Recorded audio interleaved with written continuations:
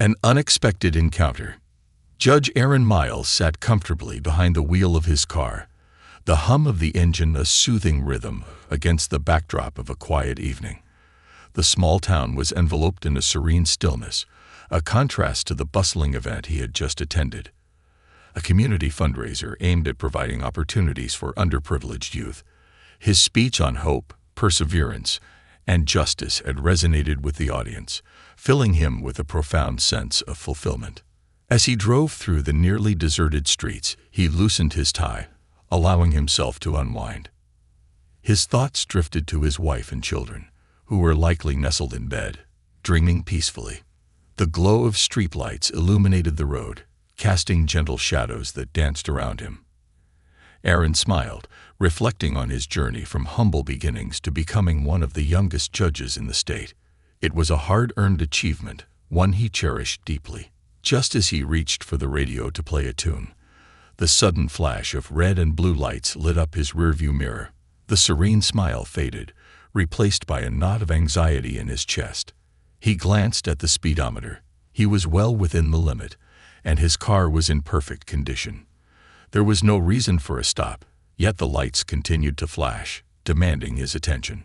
Sighing softly, Aaron signaled and pulled over to the side of the road. He reminded himself to remain calm. He had done nothing wrong. Yet experience had taught him that encounters like these could be unpredictable, particularly as a black man driving alone at night. As the police cruiser came to a stop behind him, Aaron reached for his wallet, retrieving his driver's license and judicial identification. He had learned to be prepared, minimizing any chance for misunderstanding.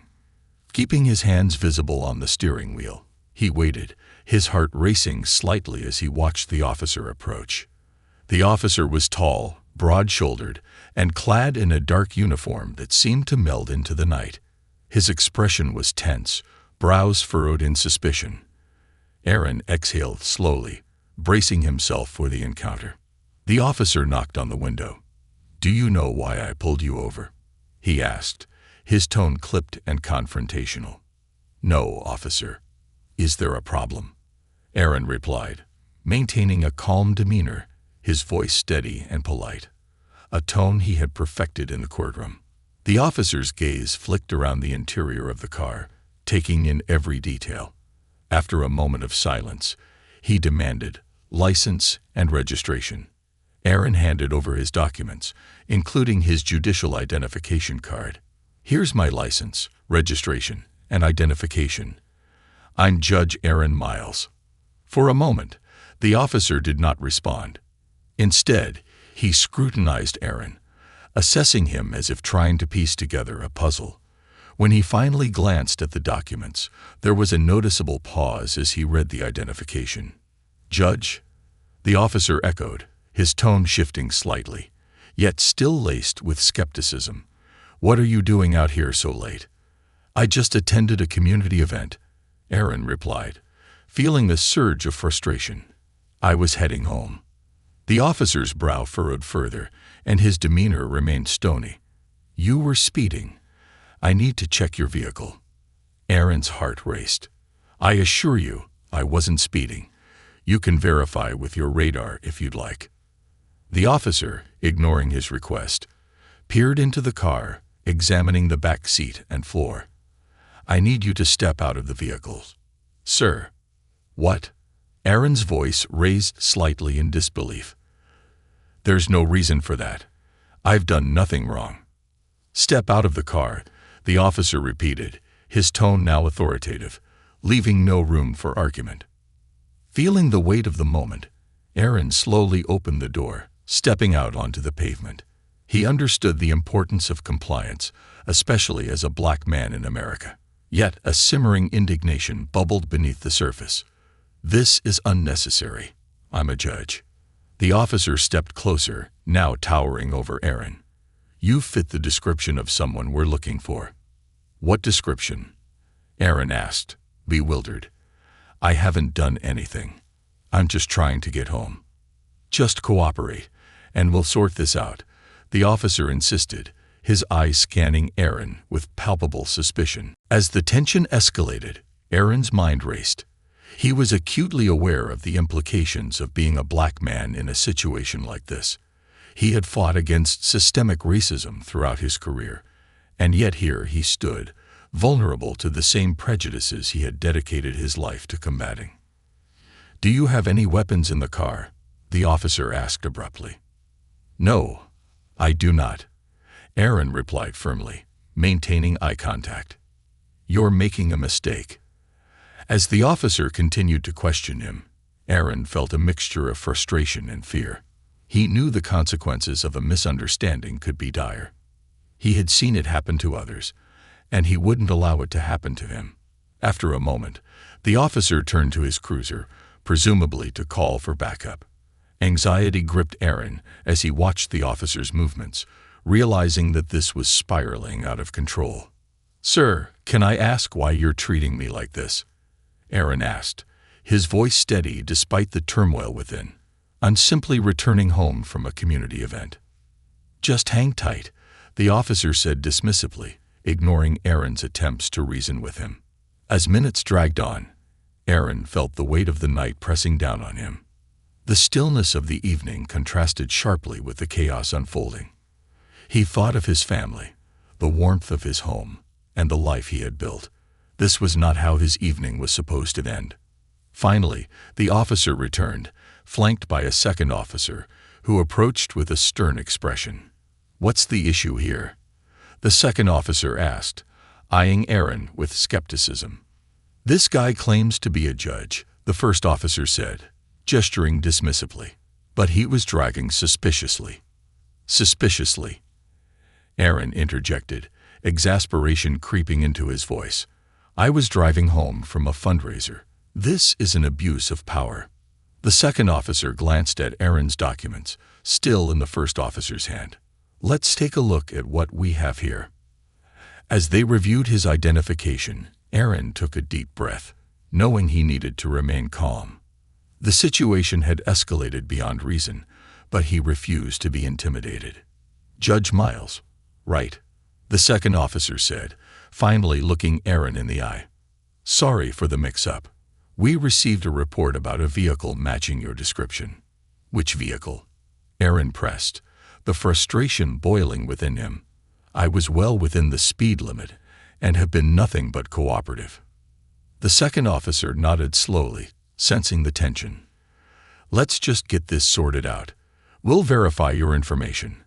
Aaron felt a flicker of hope, but it was quickly overshadowed by the disbelief of the situation. He had dedicated his life to serving justice, yet here he was, standing on the side of the road, subjected to scrutiny because of the color of his skin. As they continued to assess the situation, he couldn't help but think of the countless individuals who had faced similar predicaments. The injustice weighed heavily on him, fueling his resolve to continue fighting for equality and fairness, no matter the obstacles. The night was far from over, and the path ahead would be challenging, but Aaron was determined to navigate it with dignity, proving that even in the darkest moments, hope could still prevail. The ripple effect. As Judge Aaron Miles resumed his drive home, the night felt different. The quiet streets, once a backdrop to his reflections on a successful community fundraiser, now echoed with the weight of the evening's events. The encounter with the police officers had shaken him to his core. Even though he was released with an apology, the memory of being treated with suspicion lingered, a reminder of the reality many Black Americans face daily. His thoughts swirled as he navigated the familiar roads. He reflected on his responsibilities as a judge, the cases he had presided over, and the lives he had touched through his rulings. Each decision held the power to change someone's future, yet here he was, a man of the law, treated like a suspect simply because of the color of his skin. As he pulled into his driveway, he caught a glimpse of the warm glow from the kitchen window. His wife, Maya, would be waiting for him, likely preparing dinner or tidying up after the kids. The sight brought a rush of comfort, yet he knew he had to share what had just happened. Maya had always been his sounding board, the one person who understood the weight of his position and the struggles that came with it. After parking the car, he stepped inside, the familiar creak of the door bringing him a sense of relief.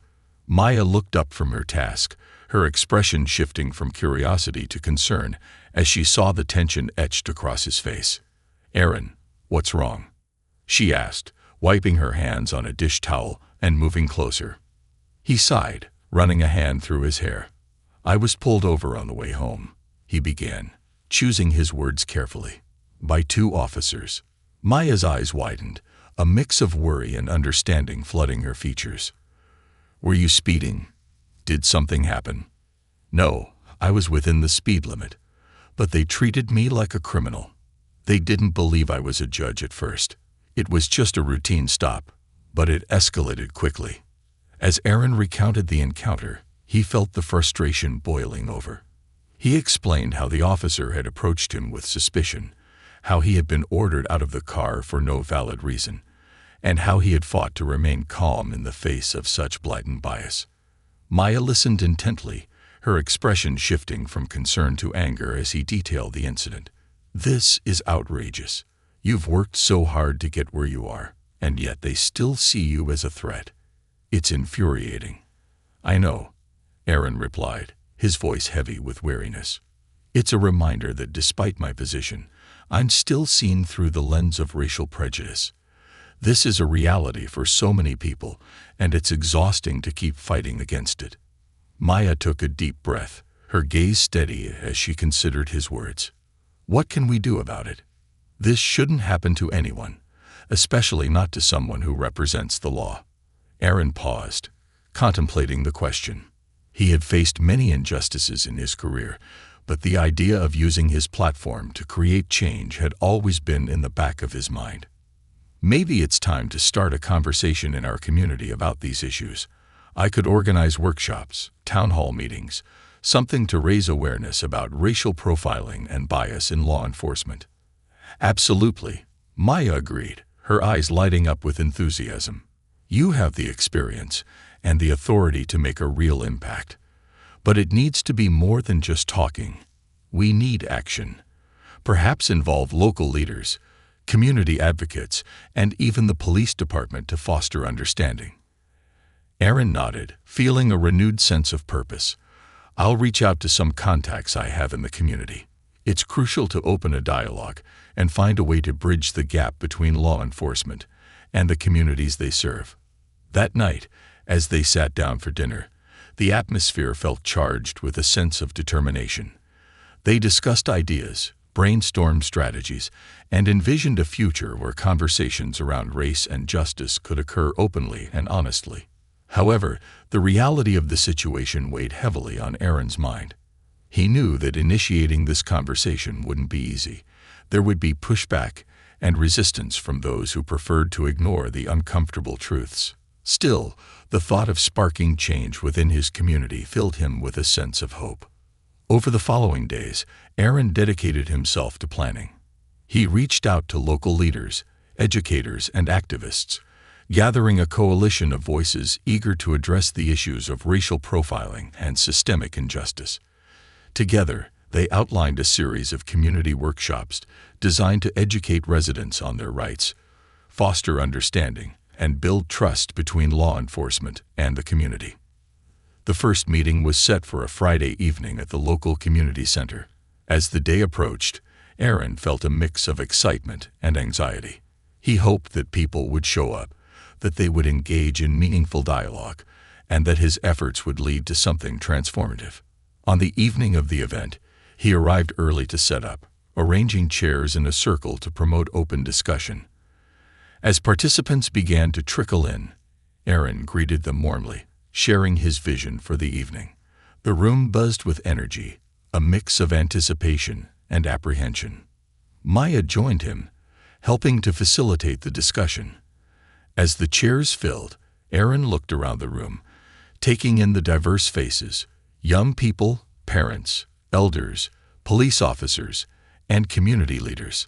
Each person had their own story, their own experiences with the justice system, and Aaron hoped to create a safe space for them to share. As the meeting began, he welcomed everyone and introduced the theme: Building Bridges, Understanding Racial Dynamics in Our Community. He emphasized the importance of listening, sharing, and learning from one another. "We're here to have honest conversations," he said, his voice steady. "We need to address the systemic issues that affect us all, especially when it comes to interactions with law enforcement. Our goal is to foster understanding, empathy, and ultimately, change." As he spoke, Aaron felt the weight of his responsibility. He was no longer just a judge, he was a catalyst for change. The stories began to flow as participants shared their experiences, both positive and negative, with law enforcement. Some spoke of unjust treatment, while others highlighted positive interactions that had helped build trust. The conversations were raw and real, filled with emotion and vulnerability. Aaron listened intently, nodding in understanding as people shared their struggles. He realized how vital it was for everyone to feel heard, to acknowledge the pain and frustration that so many had endured. As the night progressed, the discussions grew deeper. Officers present shared their perspectives, opening up about their own challenges and the pressures of their jobs. They spoke of the training they received and the importance of understanding community dynamics. One officer, a young woman named Officer Jessica, expressed her desire to bridge the gap between the police and the community. "I want to make a difference," she said earnestly. "I know there's work to be done, but it starts with understanding. We can't just enforce the law. We need to build relationships." Her words resonated with the crowd, and Aaron could see the shift in energy as people began to engage more openly. They shared ideas on how to create community patrols, youth programs, and initiatives to foster dialogue between officers and residents. The night ended with a collective sense of hope, a feeling that change was possible if they worked together. As Aaron and Maya packed up after the event, they exchanged proud smiles. They knew that this was just the beginning, a small step towards dismantling the barriers that had long divided their community. But Aaron also knew that challenges lay ahead. The road to justice and understanding would not be easy, and resistance would surely follow. Yet he felt invigorated, fueled by the stories he had heard and the connections he had fostered. In the days that followed, news of the event spread throughout the community, sparking conversations in homes, schools, and workplaces. The momentum was building, and Aaron was determined to ride the wave of change he had started.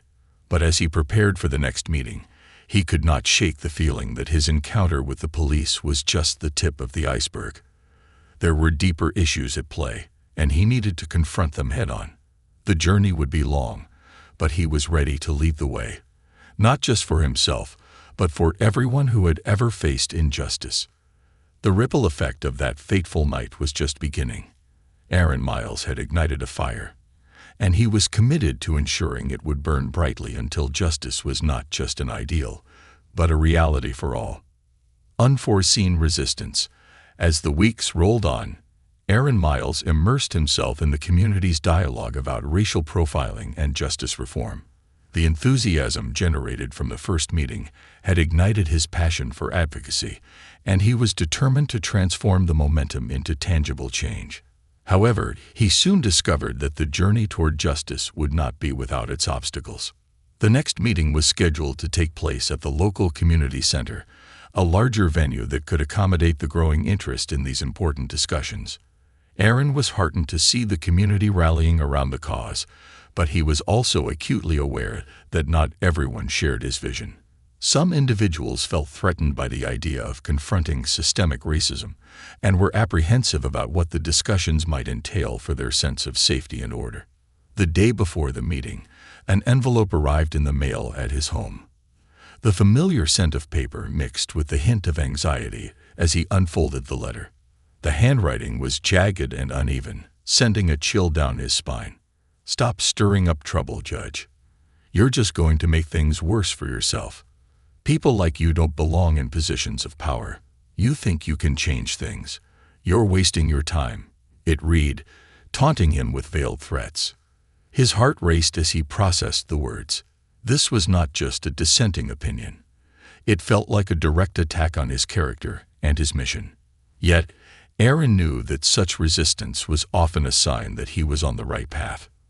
He had witnessed similar backlash in his courtroom, when advocating for fairness and equity. He took a deep breath, determined not to let fear deter him from his purpose. That evening, as he shared the letter with Maya, he felt a mix of anger and resolve. It's disheartening to think that people would go to such lengths to silence a conversation about justice, he said, his voice tinged with frustration. Maya took his hand, her eyes filled with empathy. This is a part of the battle, Aaron. Not everyone will agree with what you're doing, especially when it challenges the status quo. But you have to remember why you started this. You're right, he replied, looking into her reassuring eyes. I can't allow this to intimidate me. If anything, it solidifies my determination to see this through. The next day, as he arrived at the community center, Aaron was filled with a mix of anticipation and anxiety. He had no idea how many people would show up, but he was hopeful that the threat of resistance would not deter the genuine voices of those seeking change. He entered the room early, ensuring that the chairs were arranged in a circle, fostering an atmosphere of openness and dialogue. As the hour approached, community members began to trickle in, bringing with them a diverse array of experiences and perspectives. Some were eager to participate, while others arrived with guarded expressions, unsure of what to expect. Aaron welcomed everyone warmly, reiterating the purpose of the meeting: to create a safe space for open dialogue about race, justice, and the relationship between the community and law enforcement. We're here to listen, to learn, and to understand one another, he began, his voice steady. This is about finding common ground and working towards a future where we can all feel safe and valued in our community. The discussions began tentatively, but as participants shared their stories, the atmosphere shifted. One woman spoke of her experiences being followed in stores, while a young man recounted a nightmarish encounter with the police that had left him feeling humiliated and dehumanized. Each narrative added depth to the conversation, creating a tapestry of shared struggles and aspirations. Amidst the dialogue, Aaron noticed a small group in the corner of the room. 3 men with expressions that betrayed their skepticism. They whispered to each other, occasionally glancing at Aaron, their body language radiating discomfort. After a while, one of the men, a tall figure with a hardened face, stood up, arms crossed defiantly. "Why should we listen to you, Judge?" he challenged, his voice rising above the others. "This is just another one of those meetings where people complain about the police and try to blame us for their problems." The room fell silent, tension crackling in the air. Aaron met the man's gaze, aware that this was a pivotal moment. "I understand your frustration," he replied calmly. "But this isn't about blaming anyone. It's about recognizing the systemic issues that affect all of us. We can't move forward if we don't acknowledge the reality of our situation." The man scoffed, shaking his head. "You're just trying to create division. You think you're better than us because you wear a robe. You're not the only one with a story, you know." "I never claimed to be," Aaron countered, keeping his tone even. "But my position allows me to advocate for those whose voices often go unheard. It's not about superiority. It's about accountability and compassion. We're all part of this community, and we all have a role in shaping it." The tension in the room was palpable as the man crossed his arms tighter, but Aaron could sense the crowd shifting in support of his message. "Look, I'm not here to fight with you. I'm here to listen. What are your concerns? What do you think we can do together to address these issues?" For a moment, the man hesitated, clearly taken aback by Aaron's willingness to engage rather than confront. Finally, he spoke, his voice quieter but still laced with skepticism. "I just think it's wrong to paint all cops with the same brush. Some of us are trying to do our jobs right." "Absolutely, and I appreciate your dedication to your work," Aaron replied, nodding earnestly. "This isn't about vilifying law enforcement as a whole. It's about addressing the biases and practices that create fear and mistrust. We can improve things together, but it requires honest conversation." The atmosphere began to thaw as other participants chimed in, sharing their perspectives and reinforcing Aaron's message. They expressed a desire for collaboration rather than conflict, acknowledging that both the community and law enforcement needed to work together to address the deep-rooted issues of systemic racism and profiling. As the evening progressed, Aaron felt a renewed sense of hope. While there would undoubtedly be resistance to the conversations he was initiating, he was encouraged by the willingness of many to engage in dialogue. The community was hungry for change, and the connections being forged that night were invaluable. But just as the meeting was drawing to a close, the tension flared again. The three men, still unsatisfied, made their way to the exit, casting glances back at Aaron and the group. The tall man turned to face them one last time, his voice booming. "You think this is going to change anything? You're just wasting your breath. Some people don't want to hear it. We'll see how far this goes." With that, he pushed through the doors, followed closely by his companions, leaving a ripple of unease in their wake. Aaron felt a pang of disappointment, but he refused to let it overshadow the progress made that night. As participants began to disperse, many came up to Aaron, expressing gratitude for creating a space where their voices could be heard. He realized that despite the resistance, there were so many who wanted to work toward change, and together, they could forge a path forward. Maya joined him as they packed up the chairs, her expression a mix of pride and concern.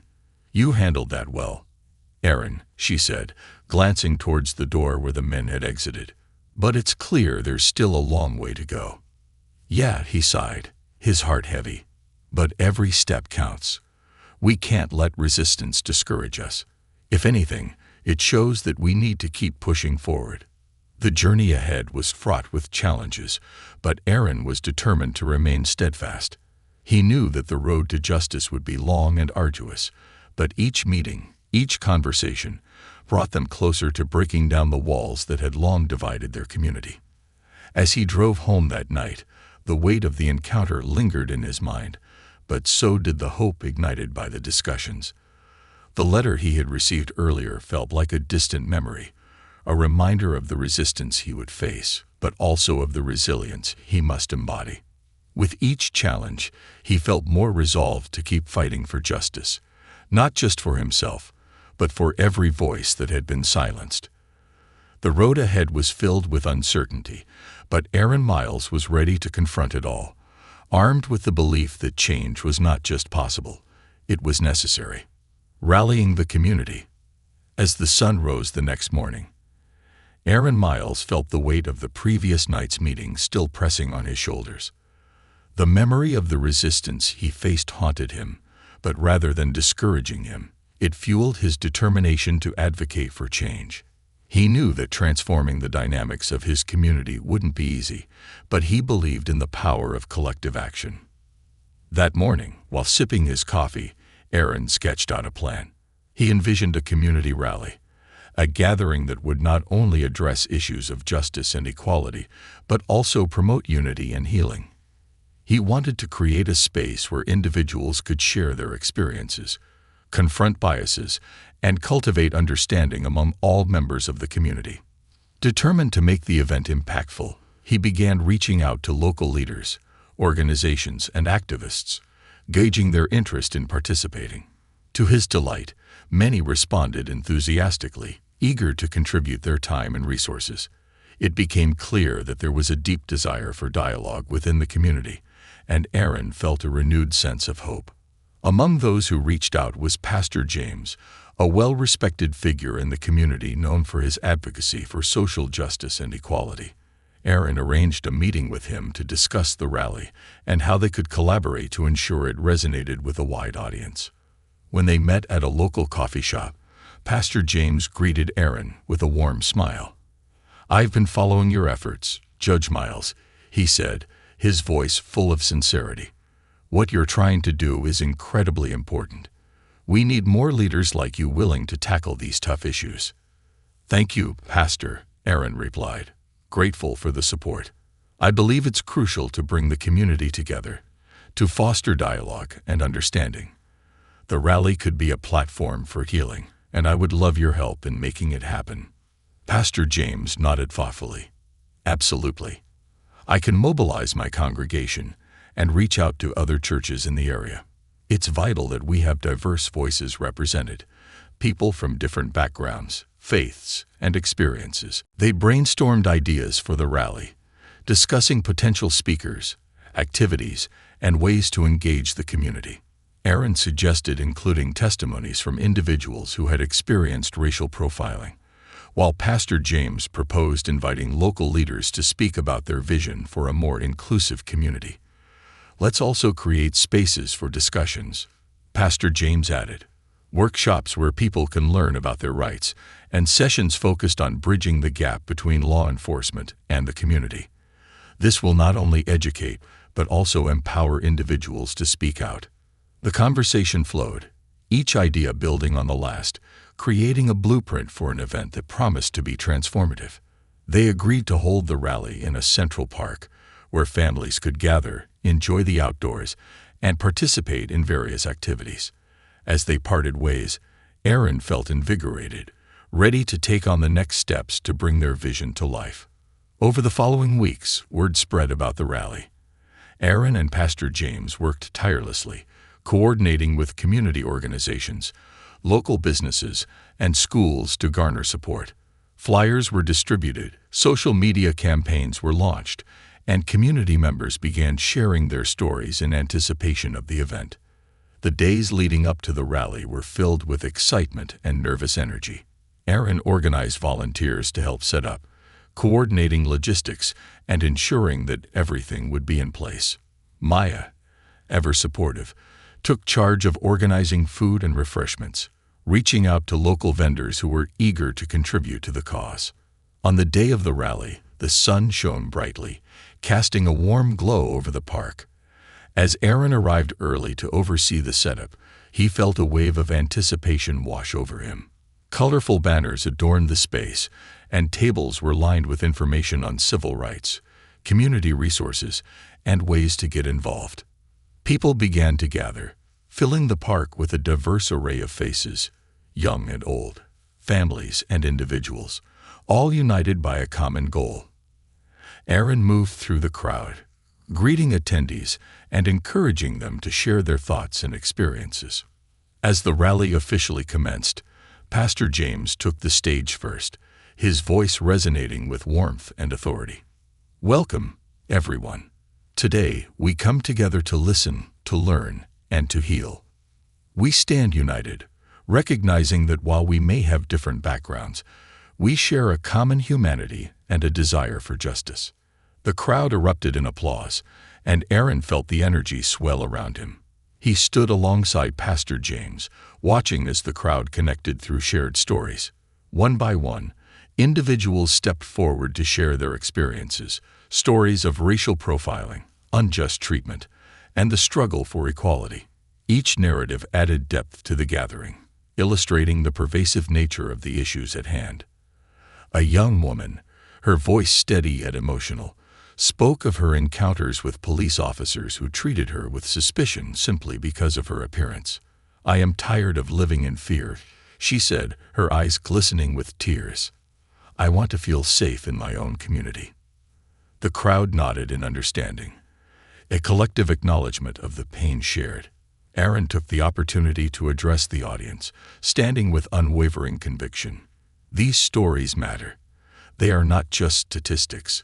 They are the lived experiences of our friends, our family, our neighbors. We must stand together against the systemic biases that create fear and mistrust. The crowd cheered, a powerful wave of solidarity washing over the park. Aaron felt a rush of hope, knowing that each person present was committed to fostering change. As the rally continued, a panel of speakers from different backgrounds discussed the importance of allyship and the role of community members in creating an inclusive society. Then came the moment Aaron had been anticipating, the discussion with local law enforcement representatives. He had invited a few officers to participate in the rally to share their perspectives and engage in dialogue with the community. As they took the stage, the crowd buzzed with curiosity. One officer, a middle-aged man named Officer Thompson, stepped forward. "I know there are deep-seated issues in our community," he began, his tone earnest. but I believe we can work together to build trust. We are not here to harm. We are here to protect. And we need your help to do that effectively." His sincerity resonated with many in the crowd, but Aaron knew the journey to building trust would take time. "Thank you, Officer Thompson," Aaron said, stepping forward. "It's essential that we acknowledge the historical context of these issues. Trust is not given freely. It must be earned through consistent actions and accountability." The discussion turned into a constructive dialogue, with community members asking tough questions and officers responding with openness. The atmosphere shifted as barriers began to break down. Voices once filled with frustration now spoke of collaboration and hope. As the rally progressed, Aaron felt a sense of accomplishment. The energy in the park was electric, a tangible embodiment of the desire for change. Families laughed, children played, and the sound of voices mingled in a symphony of unity. When the rally concluded, Aaron stood before the crowd one last time, his heart full. "This is only the beginning," he said, his voice ringing with conviction. "We have taken a monumental step today, but we must continue to build on this momentum. Let's keep the conversations going and work together toward real change." As the crowd cheered, Aaron knew that the road ahead would not be easy. There would be challenges, resistance, and setbacks, but the foundation for change had been laid. The community had rallied, united in their pursuit of justice, and Aaron felt a renewed sense of purpose in his mission. As he looked around at the faces illuminated by the sun, he realized that he was not alone. Together, they were ready to confront the challenges ahead, armed with hope, determination, and the belief that a better future was possible. Confronting the past. In the weeks following the rally, the energy in the community remained palpable. Conversations about justice, equity, and understanding echoed in homes, schools, and workplaces. Aaron Miles felt invigorated as he witnessed the impact of their collective efforts. The foundation for change had been established, but he also understood that real transformation required confronting not only the present, but also the past, particularly the deep-rooted systemic issues that had allowed racial biases to persist. Determined to dig deeper, Aaron began reaching out to local historians, educators, and community activists to create a series of workshops focused on understanding the historical context of racial dynamics in their town. He believed that by shedding light on the past, they could empower community members to engage more effectively in the present and work toward a more equitable future. With the support of Pastor James, they organized a History and Healing workshop series aimed at educating the community about the historical events that shaped their social fabric. The first session was scheduled for a Wednesday evening at the community center, and Aaron felt both excited and anxious as the day approached. In the days leading up to the workshop, Aaron worked tirelessly to promote the event, reaching out to schools, local organizations, and social media groups. He created informative flyers that outlined the objectives of the series: to explore historical injustices, understand their lasting impact, and discuss how they could inform current advocacy efforts. On the evening of the workshop, Aaron arrived early to set up the space. He arranged chairs in a circle to foster a sense of community and openness. As participants began to filter in, he greeted them warmly, sensing the mixture of curiosity and apprehension in the air. When the workshop began, Aaron stood before the group, his heart racing. "Welcome, everyone. I'm so glad you could join us tonight. This series is about exploring our history, the good, the bad, and the uncomfortable, so that we can better understand our present and work towards a more just future together." The room was filled with faces of various ages and backgrounds, each with their own unique stories. As the discussions commenced, Aaron presented a brief overview of significant events that had shaped their community, focusing on moments of both triumph and tragedy. He spoke about the civil rights movement, the struggles for equality, and the persistent disparities that still existed today. One of the first topics was the history of racial segregation in their town. Aaron shared stories of families who had been displaced and denied opportunities due to discriminatory practices. He discussed redlining, restrictive covenants, and the impact of systemic racism on access to housing, education, and employment. As he spoke, a woman in the front row raised her hand. "I grew up in this town, and I remember my parents talking about how difficult it was to find housing because of the color of their skin. They faced constant rejection, and it made our lives incredibly challenging." Her voice trembled with emotion, and Erin nodded, acknowledging the weight of her experience. "Thank you for sharing that. It's vital to recognize how these historical injustices continue to affect our lives today. By understanding the past, we can begin to dismantle the systems that perpetuate inequality." As the workshop progressed, the group engaged in open discussions, sharing personal anecdotes and reflecting on how history had influenced their lives. The atmosphere became charged with emotion as participants recounted their struggles and triumphs, offering insight into the resilience of their community. One of the most impactful moments came when a young man named Jamal spoke up. "I never really understood why things were the way they were until I attended the last rally. I always thought people just needed to work harder to succeed. But now I see how deeply ingrained these biases are, and it's heartbreaking." Erin listened intently, recognizing the importance of these conversations. "That's a powerful realization, Jamal. It's easy to fall into the trap of thinking that everyone has the same opportunities, but that's far from the truth. Our systemic inequalities create barriers that are often invisible to those who haven't experienced them." The discussions continued to flow, with participants diving deeper into the historical context of their community's struggles. They explored topics such as the civil rights movement, the impact of landmark legislation, and the role of local leaders who had fought for justice. As the workshop came to a close, Erin encouraged everyone to take what they had learned and continue the conversation beyond the confines of the community center. Change starts with understanding. Share your stories, talk to your friends and family, and encourage others to join us in this journey towards justice. We can't change what we don't acknowledge. Afterward, as the attendees began to disperse, Erin felt a sense of fulfillment wash over him. The workshop had sparked conversations that were long overdue, and he sensed a shift in the community, a willingness to confront the past and engage in meaningful dialogue. In the days that followed, the energy from the workshop carried into the community. People began sharing their experiences on social media, and conversations about race and justice became more commonplace. The workshops continued, each one building upon the last, creating a movement that was gaining traction. However, Erin also felt the tension rising. Not everyone was pleased with the growing discussions about racial injustice. Reports of backlash surfaced, with some community members expressing their discontent and accusing the organizers of inciting division.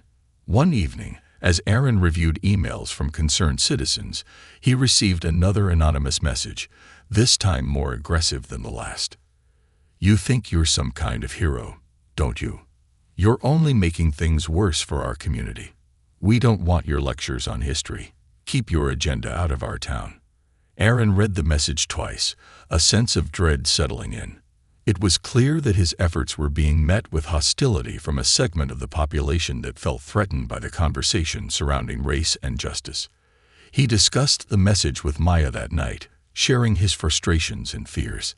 "It feels like we're stirring up a hornet's nest," he said, running a hand through his hair. "But I can't back down now. This is too important." Maya nodded, her eyes filled with understanding. "You're doing the right thing, Erin. Change is often met with resistance, but remember, for every person who opposes you, there are many more who are grateful for your efforts. Focus on those who want to learn and grow." Encouraged by her words, Erin decided to address the community's concerns head-on. He drafted a letter to the local newspaper, expressing his commitment to fostering dialogue, while acknowledging the discomfort it might bring. He emphasized that true progress could only be made through honest conversations about race, history, and justice. In his letter, he wrote, "I understand that discussing our past can be uncomfortable, but it is essential for healing. We must acknowledge our history, confront our biases, and work together to create a future where everyone feels valued and respected.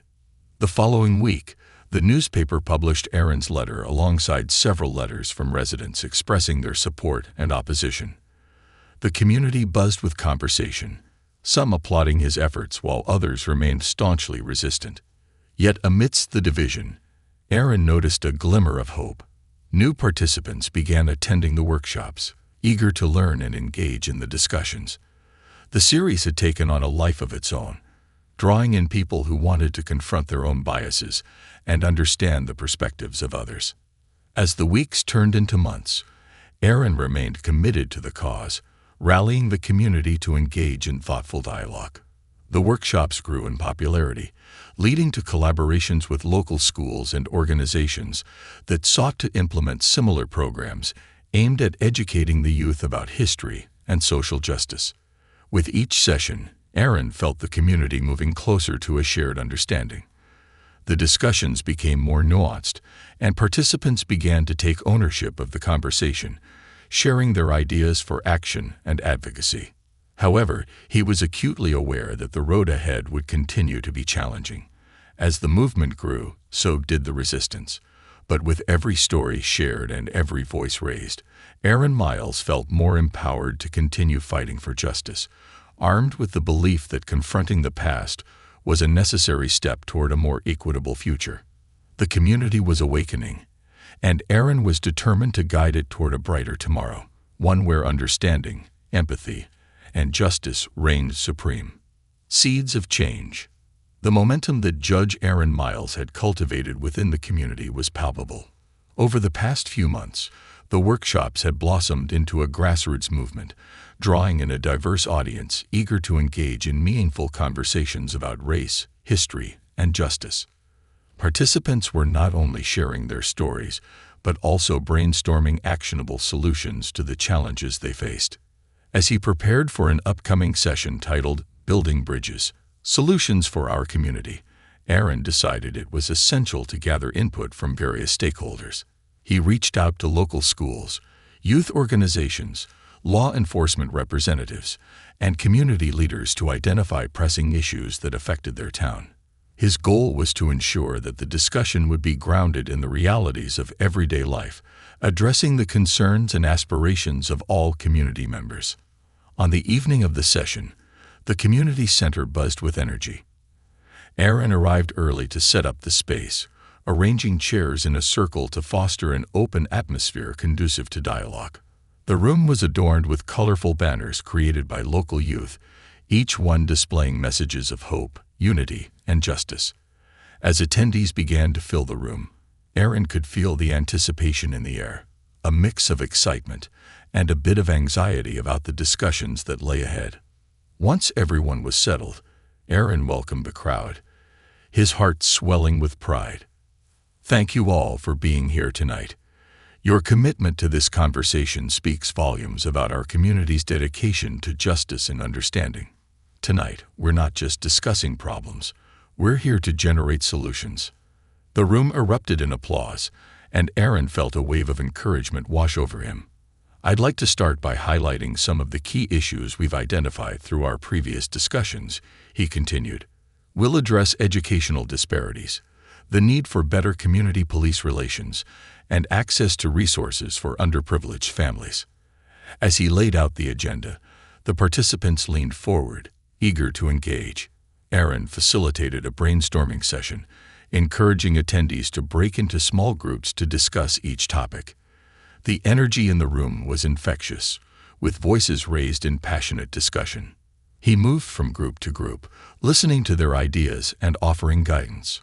One group focused on educational disparities, brainstorming ways to provide tutoring and mentorship programs for youth in underserved neighborhoods. We should partner with local high schools and colleges to create a mentorship network, one young woman suggested. Students can help younger kids with their homework and give them guidance on college applications. That's a great idea, Aaron replied, nodding enthusiastically. Education is one of the most effective tools we have for breaking the cycle of poverty. Let's create a plan to reach out to schools and get them on board. Meanwhile, Another group tackled the issue of community-police relations. They discussed how to establish regular forums where community members could meet with local law enforcement in a non-confrontational setting. "We need to build trust," one participant stated. "If we can have open discussions with officers about our concerns and experiences, it might help break down the barriers that exist." Aaron agreed wholeheartedly.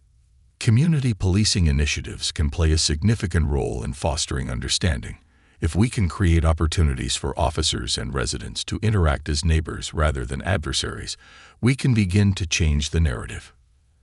As the evening unfolded, participants shared their ideas for providing resources and support to underprivileged families. Suggestions ranged from food drives and clothing exchanges to organizing job fairs that connect residents with local employers. The atmosphere was electric with enthusiasm as people envisioned the possibilities. By the end of the session, Aaron gathered everyone back together. "I am incredibly inspired by the solutions we've discussed tonight," he said, looking around the room. "These ideas reflect the heart and spirit of our community, but we need to put them into action. I propose we form working groups for each of these topics so we can start implementing our ideas immediately." The room erupted in applause once more. Aaron felt a rush of excitement as attendees began signing up for the various working groups, eager to take ownership of the initiatives they had brainstormed. After the session concluded, Aaron felt a sense of accomplishment as he shook hands and exchanged hugs with participants. The evening had been a resounding success, and he was proud of the community's commitment to driving change. However, the next day, a shadow loomed over the progress they had made. While Aaron was at his desk reviewing notes from the workshop, he received an email that sent chills down his spine. The subject line read, "We're watching you." Opening the message, he found a stark warning. "You're making a mistake by trying to change things in our town. People like you are not welcome here. We have our eyes on you. Judge Miles." The message was anonymous, but carried an unmistakable tone of intimidation. It was a chilling reminder that the fight for justice was fraught with risks, and some individuals were deeply resistant to the changes he was advocating. Shaken but resolute, Aaron knew he couldn't let fear deter him from his mission. He discussed the email with Maya that evening, sharing his concerns about the threats he had received. "This is the second time I've faced hostility since we started this journey," he admitted, his voice tinged with frustration. Maya placed her hand on his shoulder, her expression a mix of concern and determination. "You can't let them win, Aaron. You're doing important work, and it matters. These threats are just a sign that you're making an impact. Stay focused on the people who need you." With her support in mind, Aaron decided to confront the situation head-on. He reached out to Pastor James, sharing the email and his concerns. Together, they crafted a response to the community, emphasizing the importance of standing together against hate and intimidation. In the following week, they organized a community meeting to address the threats and reaffirm their commitment to justice and unity. Aaron stood before the gathered crowd, his heart racing as he prepared to share the message. "Thank you all for coming tonight," he began, his voice steady despite the apprehension he felt. "I want to talk about something that's been weighing on my mind. As many of you know, our journey toward justice and understanding hasn't been without its challenges. Recently, I received a threatening message intended to intimidate me for my advocacy work." A murmur rippled through the crowd. "But I want you all to know that we cannot allow fear to dictate our actions. This movement is bigger than any one individual. It's about all of us standing together, united against injustice, hate, and division." He paused, looking around the room. "We cannot let these threats silence us. Instead, we need to amplify our voices even more. Together, we will continue to build bridges, educate our community, and advocate for those who have been marginalized." As he spoke, he felt a swell of support from the crowd. People nodded, murmuring their agreement. It was clear that the community stood with him, resolute in their desire for change. Pastor James took the stage next, reinforcing Aaron's message. "We are here to love one another, to uplift one another, and to support this movement." Let us not be deterred by threats. Instead, let us channel that energy into our work. Together, we can create a community where everyone feels safe, respected, and valued. The atmosphere in the room shifted, transforming fear into empowerment. Participants spoke up, sharing their commitment to stand united against hate. Aaron felt the weight of the threats lessen, replaced by a renewed sense of purpose. Over the next few weeks, the working groups mobilized, and the initiatives began to take shape. The educational programs were implemented, community police forums were scheduled, and resources were gathered to support underprivileged families. With each small victory, Aaron felt a sense of hope rekindled. The community was responding, actively participating in the change they sought. The threats he had received faded into the background, overshadowed by the collective determination of the people. As the weeks turned into months, Aaron's vision for a united community became a reality. They organized community events that celebrated diversity and encouraged collaboration among residents. Neighborhood cleanup days, cultural festivals, and youth mentorship programs flourished, fostering a sense of pride and ownership. Despite the progress, Aaron remained vigilant. He knew that resistance would always exist, but he felt fortified by the strength of his community. Each step forward brought them closer to dismantling the barriers that had long divided them. In the final workshop of the series, Aaron stood before the crowd, filled with a sense of accomplishment. Tonight, we celebrate not only the progress we've made but the bonds we've forged. This journey has shown us that change is possible when we work together. As the room erupted in applause, Aaron felt a surge of hope. They had planted the seeds of change, and with continued effort and commitment, those seeds would grow into a thriving community where justice, understanding, and unity reigned supreme. The fight for justice was far from over, but together, they were prepared to face whatever challenges lay ahead, fueled by the belief that change was not just a dream, it was their shared reality.